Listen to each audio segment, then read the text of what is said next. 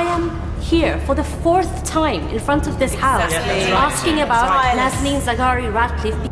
সাবেক ক্ষমতাচ্যুত প্রধানমন্ত্রী শেখ হাসিনার ভাগ্নি টিউলিপ সিদ্দিককে ব্রিটেনের পার্লামেন্ট থেকে অপসারণের দাবি জানিয়েছে আন্তর্জাতিক মানবাধিকার সংগঠন equal rights international.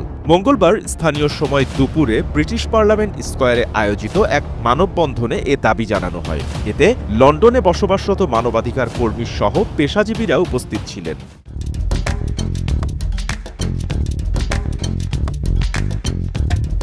দুর্নীতিবাজদের mother of democracy এই ব্রিটেন, এখানকার পার্লামেন্টে জায়গা থাকার কোনো দরকার নেই। এ সময় তারা বলেন ২০১৩ সালে রূপপুর পারমাণবিক বিদ্যুৎ কেন্দ্র নির্মাণে প্রায় ৫৭,০০০ কোটি টাকা আত্মসাৎ করেছে ফ্যাসিস্ট হাসিনা ও তার বোন রেহানা। ওই টাকা ইংল্যান্ডে এসেছে টিউলিপ সিদ্দিকের কাছে ফ্ল্যাট উপহারের নামে।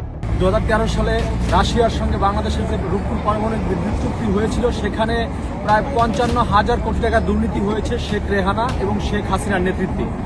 আমরা জেনেছি এবং ব্রিটিশ গণমাধ্যমে এসেছে যে শেখ রেহানার সে টাকাগুলোই হাত ঘুরে ইংল্যান্ডে এসেছে। বাংলাদেশের যে শাসক দুর্নীতির জন্য দেশ থেকে পালিয়ে গেছে, সেই হাসিনার ভাগ্নি ব্রিটেনের টিউলিপ, তাকে ইতিমধ্যে মন্ত্রিত্ব থেকে পদত্যাগে বাধ্য করা হয়েছে। আমরা তার এমপি পদ থেকে বহিষ্কারের দাবি করছি। এই দুর্নীতিগ্রস্ত সদস্য টিউলিপকে ব্রিটিশ পার্লামেন্ট থেকে বহিষ্কার করে ব্রিটিশদের সুনাম রক্ষা করার দাবি করেন তারা। অন্যথায় তারা ব্রিটিশ প্রধানমন্ত্রীর পদত্যাগ দাবি করেন।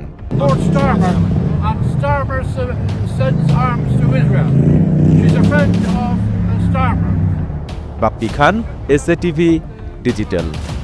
She's got involved in corruption in her own country. Yes.